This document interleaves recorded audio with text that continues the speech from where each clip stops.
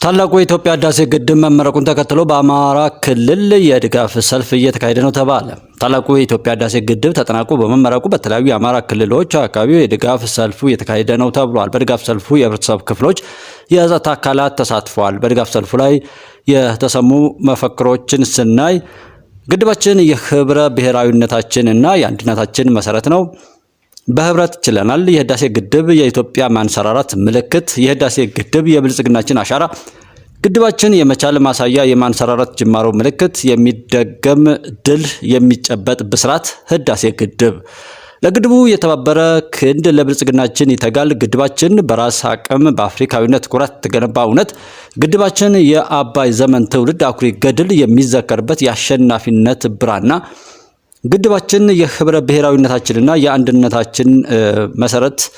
ግድባችን የመነሳት ደወል ብስራት፣ የኢትዮጵያዊነት ድምቀት የሚሉና ሌሎችም ይገኙበታል። ግድባችን በወጀቡ ውስጥ ሳንናወጥ በቁርጥ ቀን በጽናት እንድንቆም ያደረገን የአንድነታችን ውል መቀነት የሚሉ መፈክሮች ታይተዋል። በህብረት ችለናል በሚል መሪ ሐሳብ የድጋፍ ሰልፉ እየተካሄደ ነው። ታላቁ የኢትዮጵያ ህዳሴ ግድብ ተጠናቆ ለምረቃ መብቃቱን ተከትሎ በህብረት ችለናል በሚል መሪ ሐሳብ የአማራ ክልል ፖሊስ ዋና ጠቅላይ መምሪያ ስትራቴጂክና ከፍተኛ አመራሮች እንዲሁም አባላቱ የድጋፍ ሰልፉን አካሂደውታል። የፌዴራልና የክልሉ የጸጥታ አካላቶች የወታደራዊ ሰልፍ ትርኢት ያሳዩ ሲሆን የዋና ጠቅላይ መምሪያው ማርች ባንድ የሰልፍ ትርኢቱን በማጀብ የድጋፍ ሰልፉን አድምቆታል። ዛሬ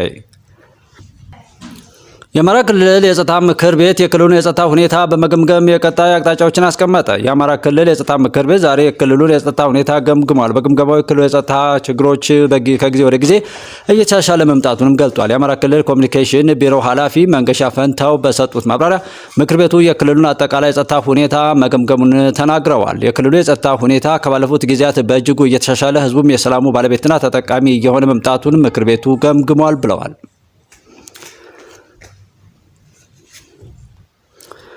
በጫካ የነበሩ ታጣቂዎችም የሰላም አማራጩን እየተቀበሉና ስልጠና እየወሰዱ ወደ ማህበረሰቡ እየተቀላቀሉ መሆኑ ተገልጿል። የሰላም አማራጩን የተቀበሉ ታጣቂዎቹ ህዝባችን ሰላም ማግኘት አለበት፣ እስካሁን የበደለውን ህዝብ መካስ አለብን ብለው እየተመለሱ መሆናቸውን አንስተዋል። እስካሁን ያጠፉትን ጥፋት ለመካስ ቃል መግባታቸውንም ነው የገለጡት።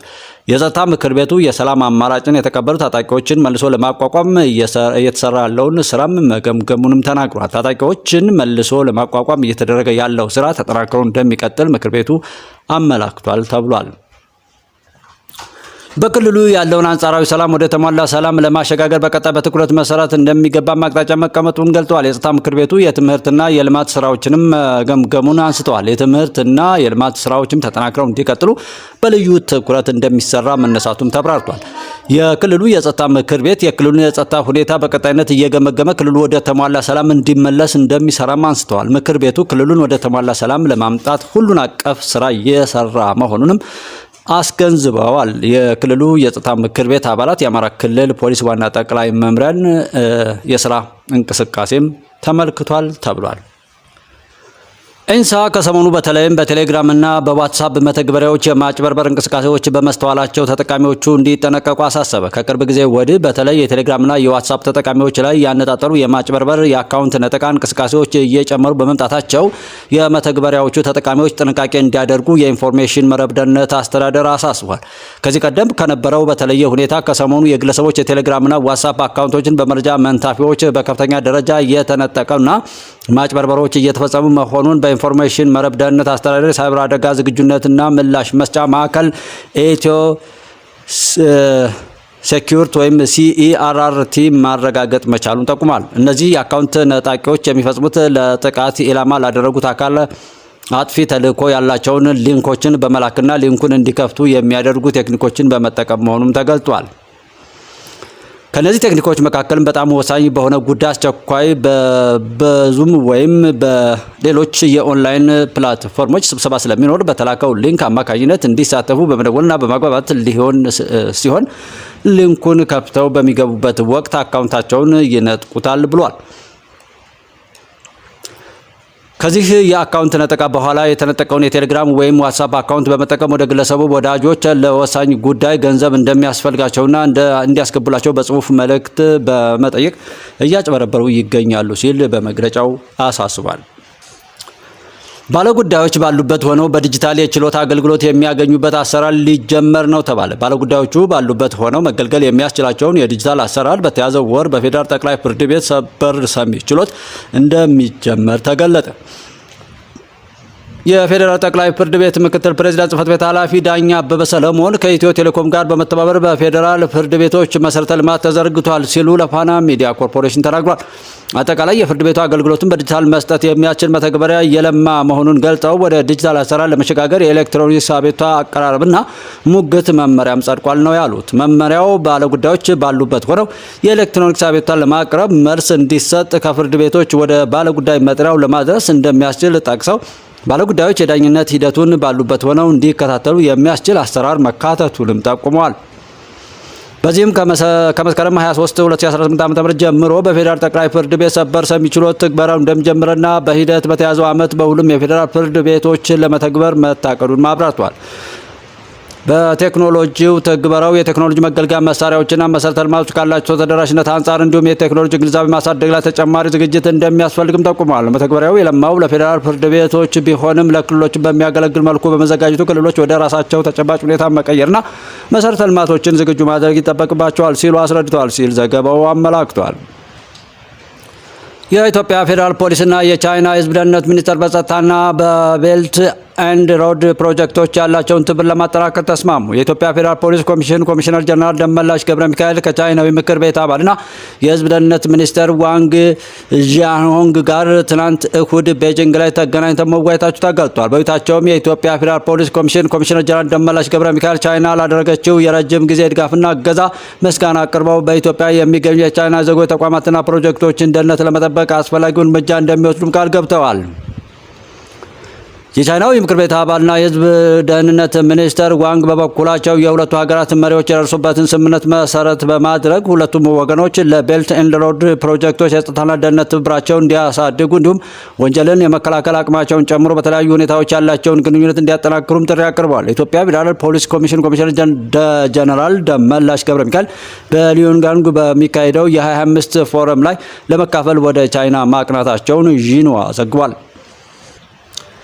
100% ያደረግነው የዩኒቨርሲቲዎቹን ማመን ስላቃተን ነው ሲሉ የትምህርት ሚኒስትር ፕሮፌሰር ብርሃኑ ነጋ ተናገሩ። የትምህርት ሚኒስትሩ ፕሮፌሰር ብርሃኑ ነጋ የሚዲያል ፕሮግራምን በተመለከተ ለምን 100% ፈተናው ከማዕከል እንደተደረገ ጠይቀው ምላሽ ሰጠውበታል ተብሏል።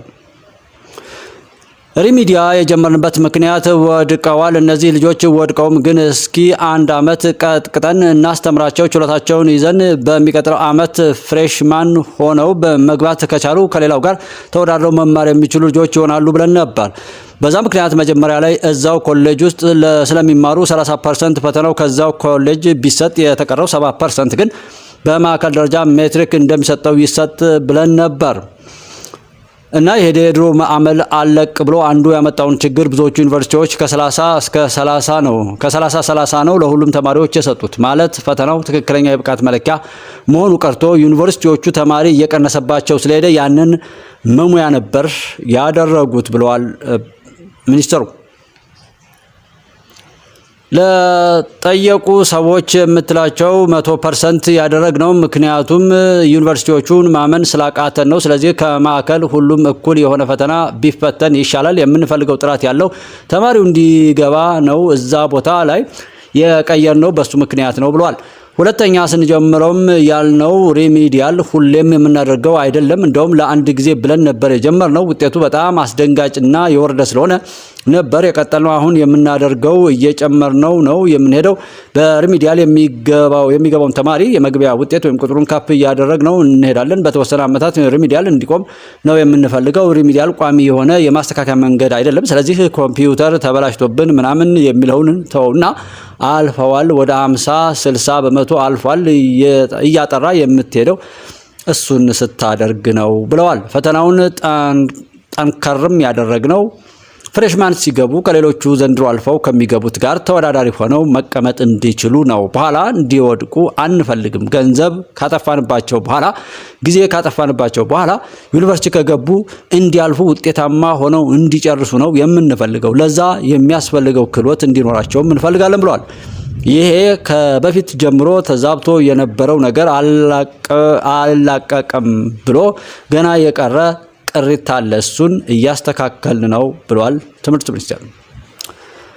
ውጤቱ በድንገት ያመጣችው ሳይሆን አስቀድማ አቅዳና በቂ ዝግጅት አድርጋ ያሳካችው ነው ሲል ብስራት ገብርኤል ትምህርት ቤት ተናገረ። የብስራት ገብርኤል ትምህርት ቤቶች ካስፈተናቸው የ12ኛ ክፍል ተማሪዎች መካከል አንዷ የሆነችው ተማሪ ሃይማኖት ዮናስ በተፈጥሮ ሳይንስ 579 ከ600 በማግኘት በሀገር አቀፍ ደረጃ ከሴቶች ከፍተኛውን ውጤት አስመዝግባለች። የብስራተ ገብርኤል ትምህርት ቤቶች አካዳሚክ ማኔጀር አቶ ዘላለም ደምሴ ሲናገሩ ሃይማኖት ከታች ጀምሮ እጅግ ከፍተኛ ውጤት እያስመዘገበች ከአጠቃላይ ክፍሎች አንደኛ ወጥታ ዋንጫ እየተሸለመች 12ኛ ክፍል የደረሰች ተማሪ ናት ብሏል። ውጤቱ በድንገት ያመጣችው ሳይሆን አስቀድማ አቅዳና በቂ ዝግጅት አድርጋ ያሳካችው ነው። ሀገር አቀፍ ፈተናው ከፍተኛ ውጤት ለማምጣትም ቃል ገብታ ነበር። ተማሪ ሃይማኖት በመልካም ስነ ምግባር የታነጸች ጭምር ናት። ይህ ውጤት ለእርሷ አዲስ አይደለም፣ የሚገባት ውጤት ነው ብለዋል። አርፋችሁ የማትቀመጡ ከሆነ ጠቅልለን እናጠፋችኋለን የሚል ምላሽ እየተሰጠ ነው ሲል ህወሓት ተናገረ። በትግራይ የተለያዩ አካባቢዎች ብሔራዊ አንድነት ማጠናከር በሚል ውይይት በማካሄድ ላይ የሚገኘው ህወሓት አርፋችሁ የምትኖሩ ከሆነ ኑሩ፣ አርፋችሁ የማትቀመጡ ከሆነ ግን ካለፈው የባሰ ጠቅልለን እናጠፋችኋለን የሚል ምላሽ እየተሰጠ ነው ሲል የፌዴራል መንግስቱን ከሷል። ፓርቲው አክሎም የኢትዮጵያ መንግስት የፕሪቶሪያን ውል በመጣስ እንዲሁም የእርስ በርስ ግጭት ለመቀስቀስ ጥረት በማድረግ ላይ ነው ብሏል። ህወሓት ካለፈው ሳምንት ጀምሮ ብሔራዊ አንድነት የትግራይ ህልውናና እድገት ለማረጋገጥ በሚል መሪ ሀሳብ በተለያዩ ደረጃ የሚገኙ ካድሬዎችን በተለያዩ የክልል ከተማዎች እያወያየ እንደሚገኝ የጀርመን ድምፅ ዘግቧል። የውይይቱ ዓላማ ብሔራዊ አንድነትን በማጠናከር በክልሉ ላይ ተጋርጧል የተባሉ አደጋዎችን ለመመከት ያለመ ፖለቲካዊ ትግል ለማድረግ እንደሆነም ዘገባው ጠቅሷል። መቀሌ በነበረው የውይይት መድረክ የሳተፉ 700 የፓርቲው ካድሬዎች የኢትዮጵያ መንግስት እየተከተለው ነው ያሉትን አካሄድ መቃወማቸውም ተሰምቷል። የኢትዮጵያ መንግስት በዓለም ፊት ተገዶ የፈረመውን የፕሪቶሪያ ስምምነት ለመፈጸም ፈቃደኝነትና ዝግጁነት ስለሌለው የሁሉ ትልልቅ ይዘቶች እስካሁን ሊፈጸሙ አልቻሉም መባሉ ዘገባው አመላክቷል። የፌዴራል መንግስት የትግራይን ህዝብ ለመጉዳት ሲጠቀምበት የነበረው መዝጋት እና ከበባ በተለያዩ መንገድ እየቀጠለ ነው ሲል ከሷል። ከዚህ በተጨማሪ የትግራይን ህዝብ ወደ እርስ በርስ ጦርነት ለማስገባትና አንድነቱን ለመሸርሸር በአፋርና ምዕራብ ትግራይ ታጣቂዎች የመለመላ ያሰለጠነ እንዲሁም እየታጠቁ ነው ማለቱንም ኢትዮቲዩብ ከዘገባው ተመላክቷል። በጋሞ ልማት ማህበር የተገዛችው ባይራ የተሰኘችው ጀልባ ከ3 ሚሊዮን ብር በላይ መፍጀቷ ተገለጸ። መስከረም 2 2018 ዓ.ም በአባያ ሐይቅ ላይ በይፋ ስራ የጀመረችው የሞተር ጀልባ 3.5 ሚሊዮን ብር መፍጀቷ ተገልጿል። የጋሞ ልማት ማህበር ንብረት የሆነችው ባይራ የተሰኘችው ጀልባ በባህር ዳር ከተማ ተገጣጥማ ወደ አርባ ምንጭ እንደተላከች የማህበሩ ኮሚኒኬሽን ዳይሬክተር የሆኑት አቶ ታምራት በርገኔ ለኢትዮቲዩብ ተናግሯል።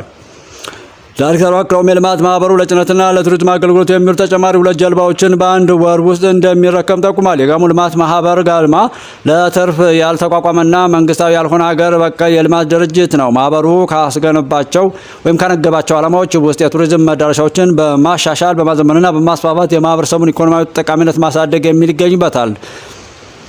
በዚህ ረገድ እየተንቀሳቀሰ የሚገኘው የልማት ማህበሩ በአርባ ምንጭ ከተማ የሚገኘውን የአዞ እርባታ በመረከብ እያስተዳደረ ይገኛል። የአዞ እርባታውን የሚጎበኙ በርካታ ቱሪስቶች የጀልባ አገልግሎት እንደሚፈልጉ ማህበሩ በመገንዘቡ ባይራ የተሰኘችውን ጀልባ መግዛት አቶ ታምራት አስረድቷል። 33 ሰው የመጫን አቅም ያላት ጀልባ ሞተሯ ብቻ ከውጭ ገብቶ የቀረው ክፍሏ በሀገር ውስጥ መሰረቱና መገጣጠሙን አብራርተዋል። ይህ ስራ እየተከናወነው በአማራ ብሔራዊ ክልላዊ መንግስትና ዋና ከተማ በሆነችው ባህር ዳር መሆኑን ዳይሬክተሩ ለኢትዮቲዩብ ተናግሯል። ጀልባዋ ከመገዛቷ በፊት ባለሙያዎች ወደ አርባ ምንጭ መጥተው ሐይቁ ያለውን ማዕበልና ሌሎች ባህሪያት በማጥናት ጀልባዋ እንደተሰራችም አቶ ታምራት አብራርተዋል ተብሏል።